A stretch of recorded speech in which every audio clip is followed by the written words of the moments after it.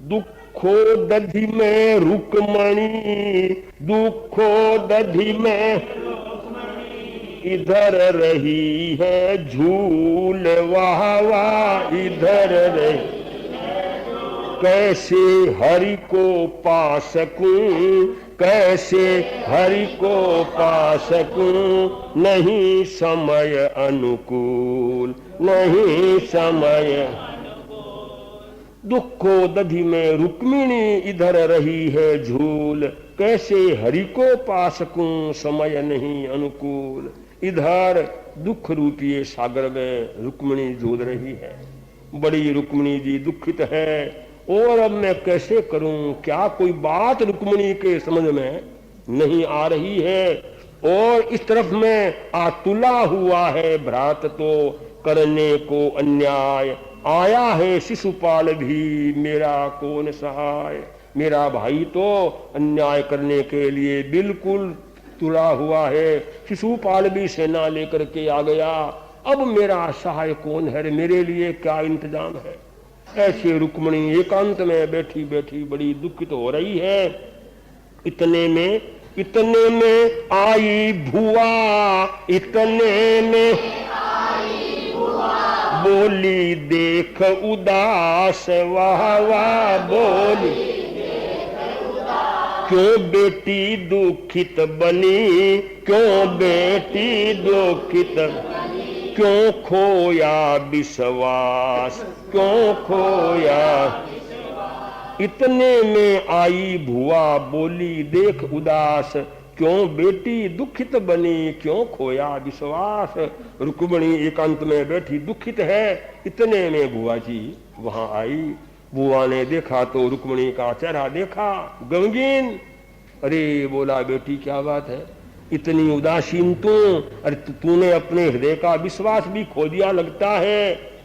रुक्मिणी ने कहा बुआ जी आप देखो तो सही, समय अल्प ही रह गया, समय अल्प ही गया नहीं संदेश, वाह वाह गया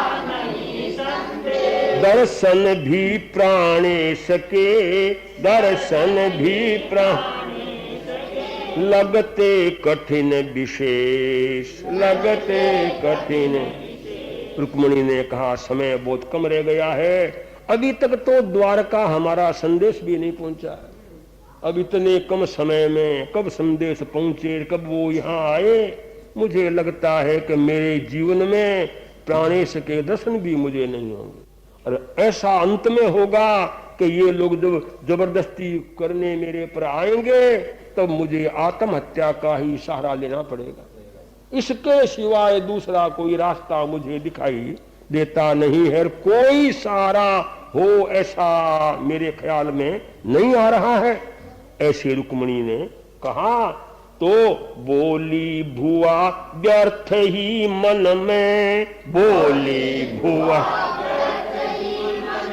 क्यों बेटी पछताती है, हाँ क्यों बेटी मैं सहाय बनूंगी तेरी, क्यों दिलगिरी लाती है। मैं सहाय बनती हूँ तेरी क्यों,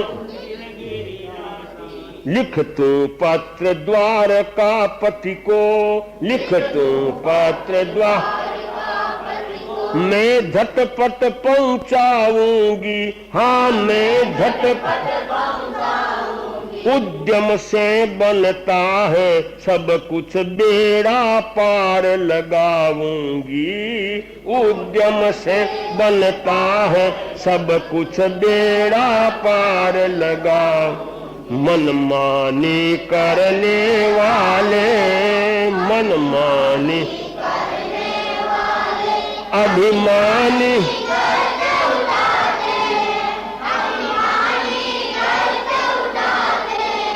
औरों के हक हरने ते हैं, औरों के हक हरने। बोली भुआ व्यर्थ ही मन में बेटी क्यों पछताती है। मैं सहाय बनूंगी तेरी क्यों दिलगिरी लाती है। बुआ ने कहा बेटी तू ऐसी चिंता मत कर, तू इतनी उदासीन क्यों हो गई है। तू कहती है मेरा सहायक कौन, ले तेरी सहायिका मैं बनती हूं। तू कोई चिंता मत कर, तू एक काम कर, लिख तू पत्र द्वारका पति को, मैं झटपट पहुंचाऊंगी। उद्यम से बनता है सब कुछ, बेड़ा पार लगाऊंगी।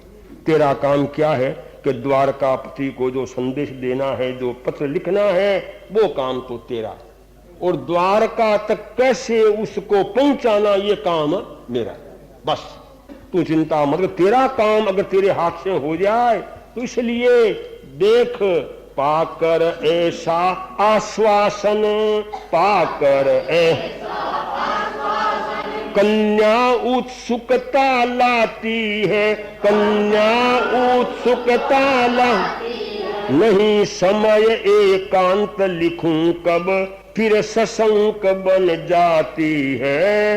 नहीं समय एकांत लिखूं कब, फिर सशंक बन जाती। कहा भुआ ने रात्रि समय में, कहा भुआ हृदय पत्र पर अंकित कर, हाँ हृदय पत्र पर पढ़ कर जिसे व्यथित बन जाए, शीघ्र यहाँ आए प्रियवार। पढ़ कर जिसे व्यथित बन जाए, शीघ्र यहाँ आए प्रियवार। मन माने करने, मन माने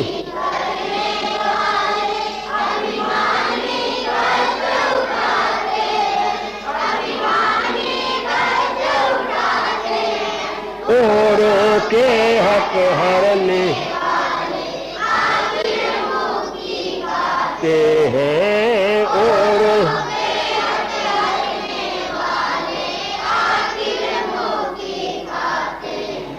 पाकर ऐसा आश्वासन कन्या उत्सुकता लाती है।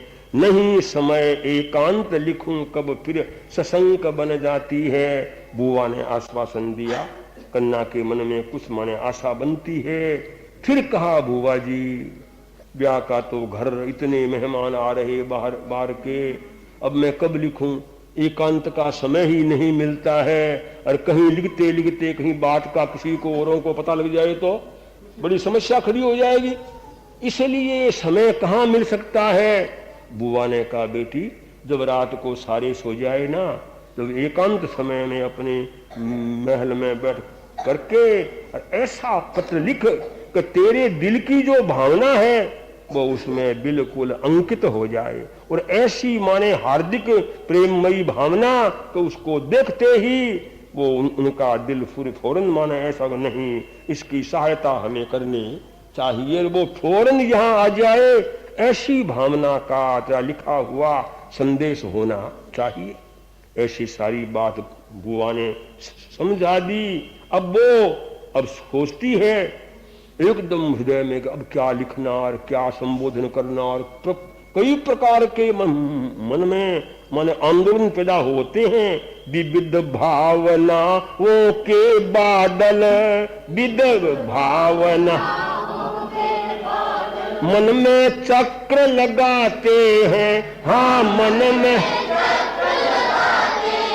यह लिखना कह कर उमड़ घुमड़ कर आते हैं। यह लिखना कह कर उमड़ घुमड़ कर, पर दिन पूरा ही न हो रहा, पर दिन पूरा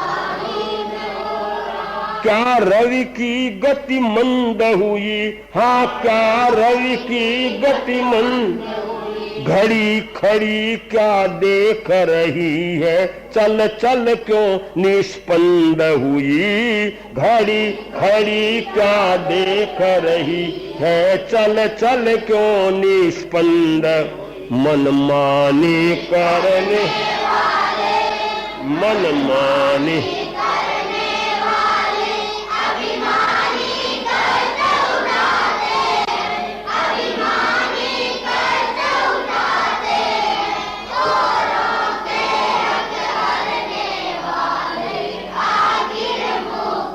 खाते हैं और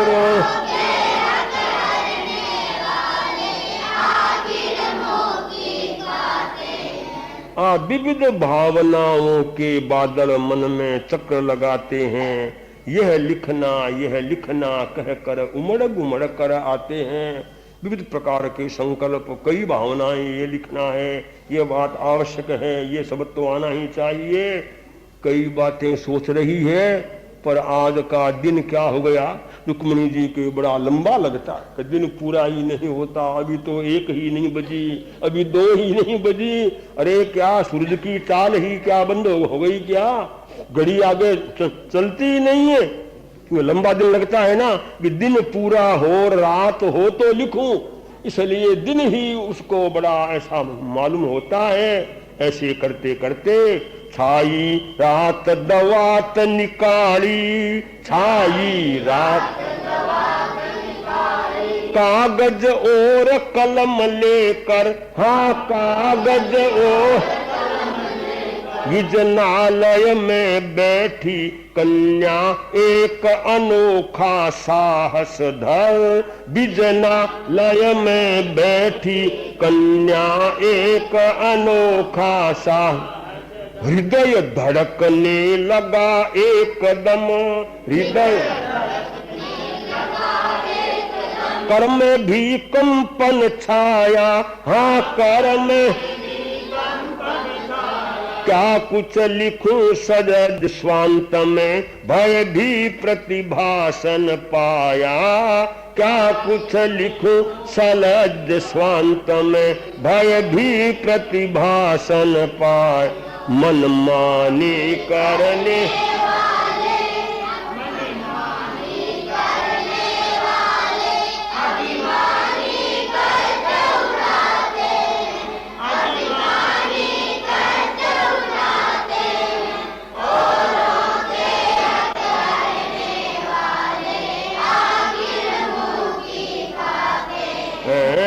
औरों के हक हरने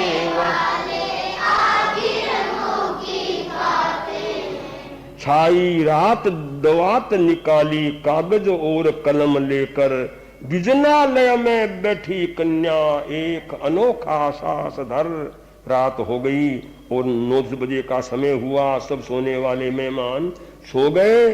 उस वक्त में रुक्मिणी एकांत रूम में, दूसरा कोई नहीं, वहां बैठी है और कागज कलम अपने हाथ में लिया और बड़ा साहस, क्योंकि कुंवारी कन्या, अभी कुंवारी कन्या किसी को क्या लिखती है, पत्र लिखती है, इसलिए मन में बड़ा भय और शाही कलम हाथ में ली तो हाथ दूजने लग गया और अंदर अंदर में से हृदय भी हिलने लग गया। और क्या लिखूं, सबसे पहले संबोधन किया जाए तो कैसा किया जाए, इस प्रकार से अनेक बातें मन ही मन में आ रही है।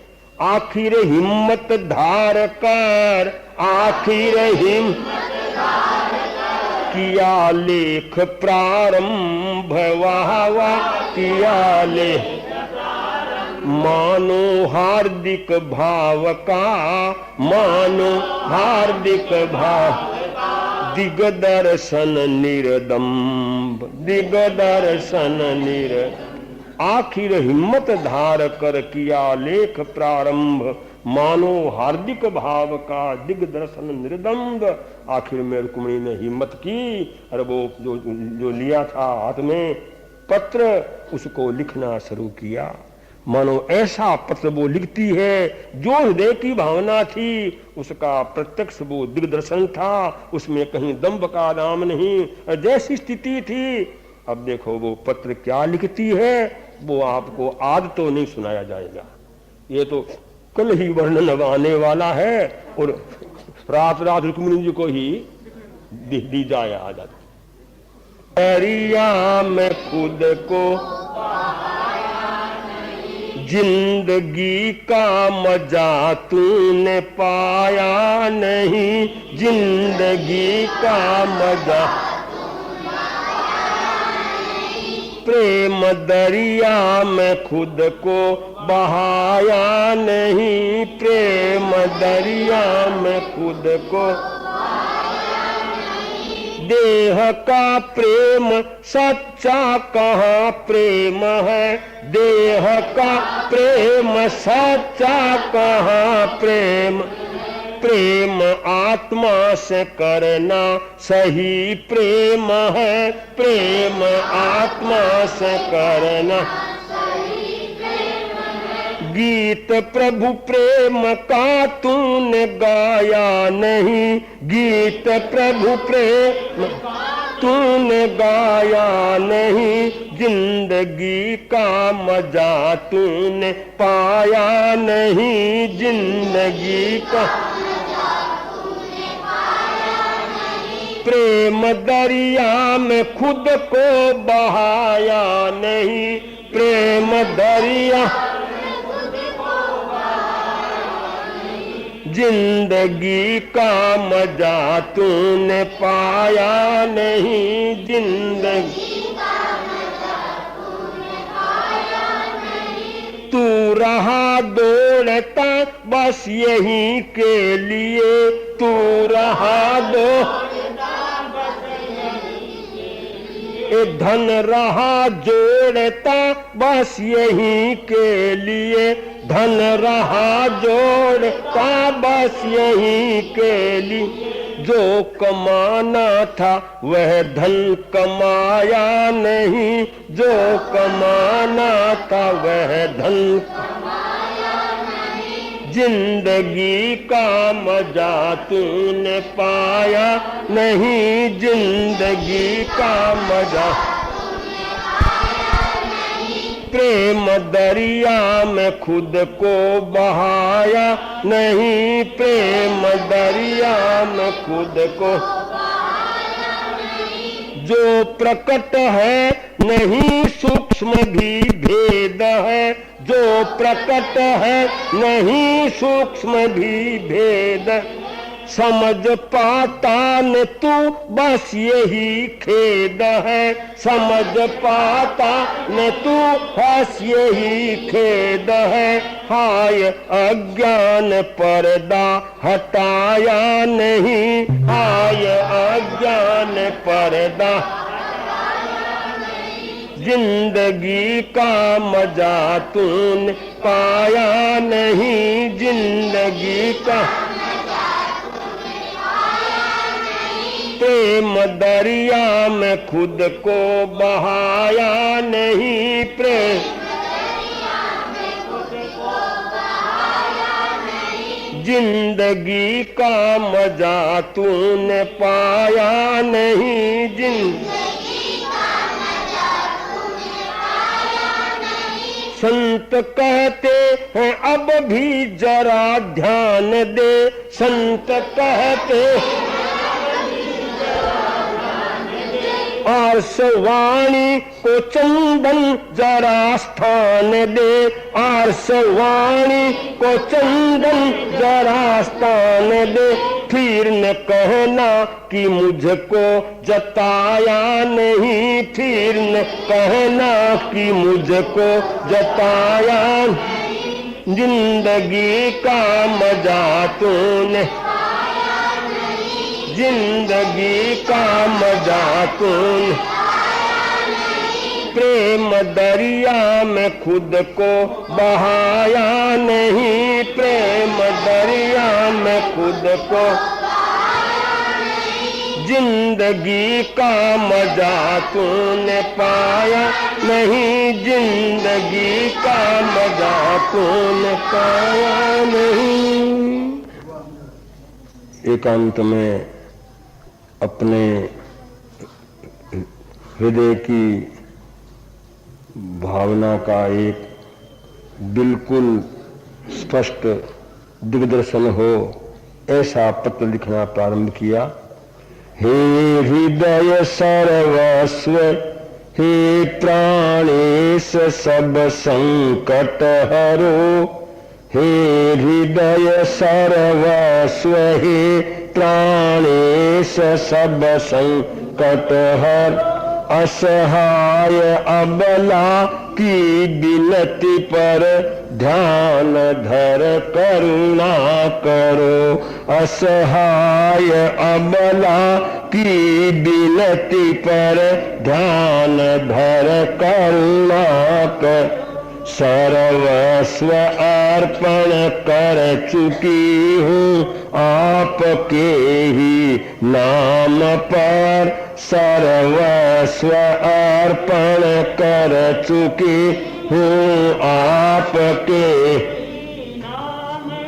पिता भ्राता तुल्य मेरे लिए सारे अपर नर। पिता भ्राता तुल्य मेरे लिए सारे अपर नर।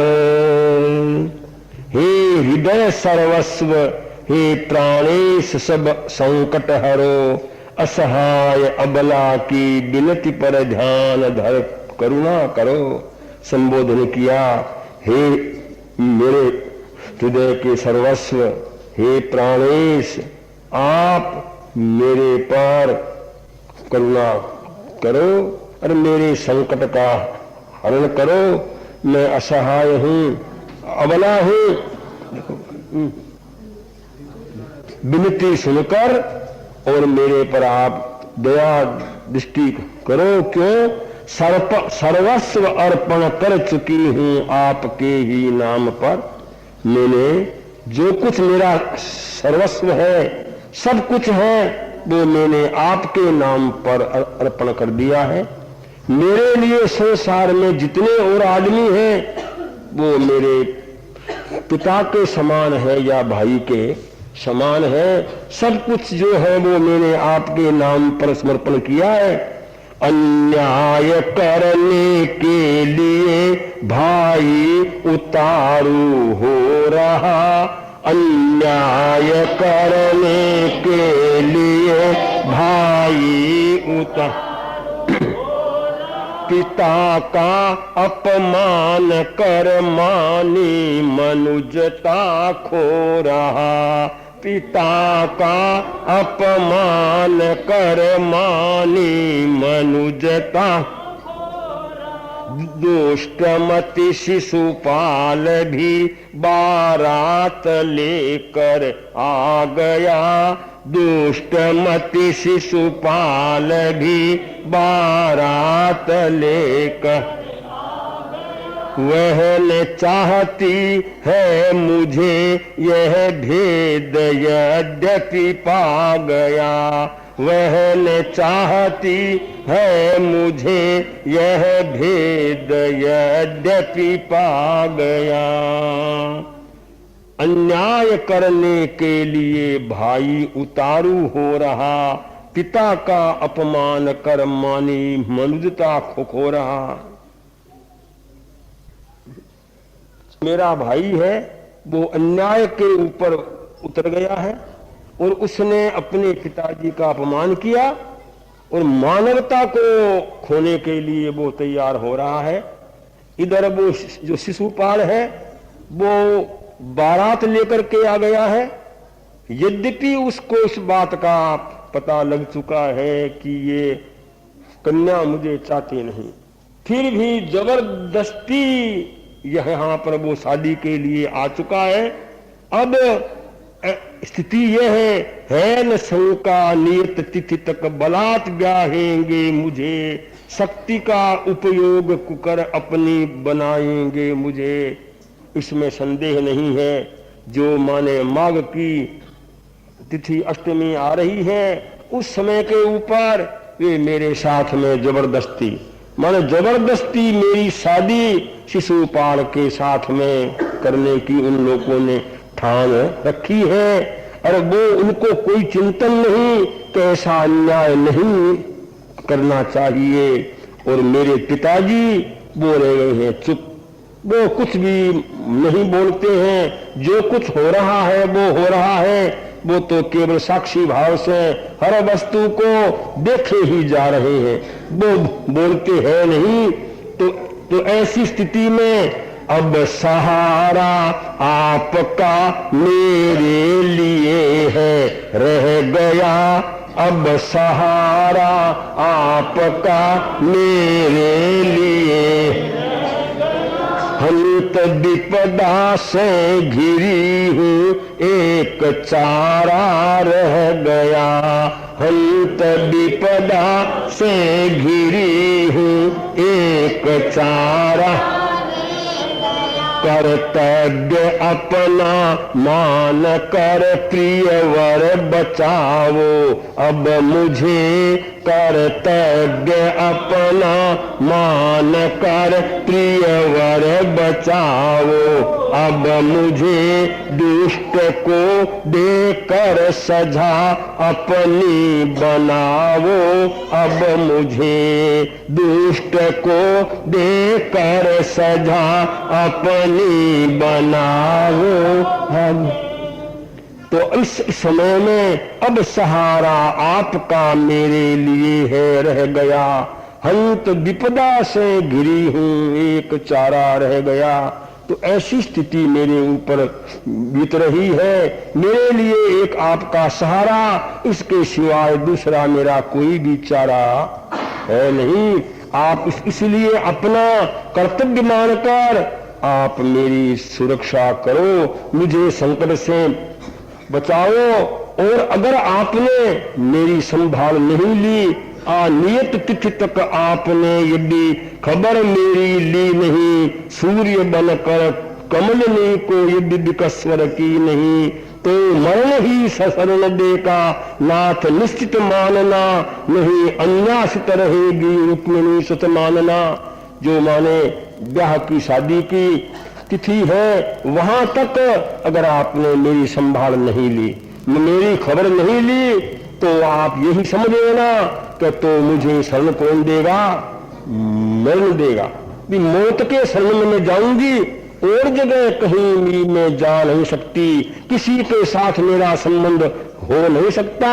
इसलिए मैं आपको बार बार विनती करती हूँ कि आपको मेरी संभाल लेनी चाहिए। बात यह है, मौत का तो भय नहीं है, सिर्फ भय इस बात का, मौत का तो भय नहीं है, सिर्फ भय इस बात का, प्रिया मरने से कहीं अपमान होगा नाथ का, प्रिया मरने से कहीं अपमान होगा।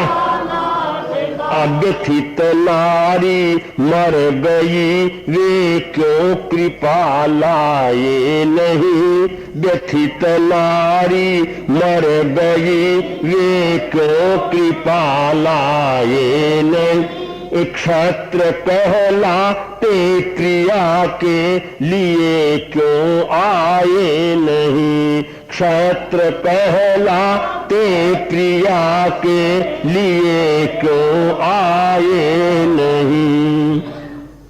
मौत का तो भय नहीं है, सिर्फ भय इस बात का, प्रिया मरने से कहीं अपमान होगा नाथ का।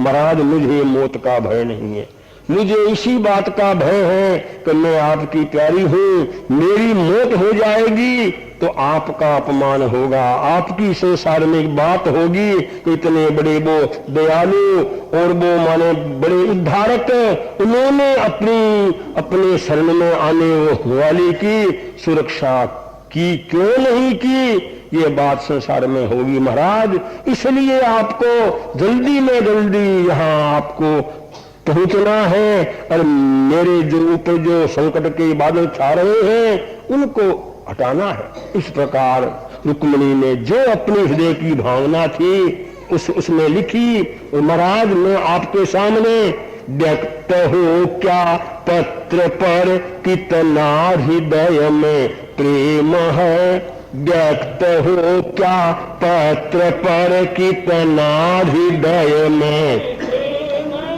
आप ही आधार हो प्रभु आप ही पर क्षेम है, आप ही आधार हो प्रभु आप ही पर क्षेम, पत्र को बस देखते ही आप आओगे यहाँ, पत्र को बस देखते ही आप आओ है, मुझे विश्वास दृढ़ दर्शन दिखाओगे यहाँ, है मुझे विश्वास दृढ़ दर्शन दिखाओगे यहाँ।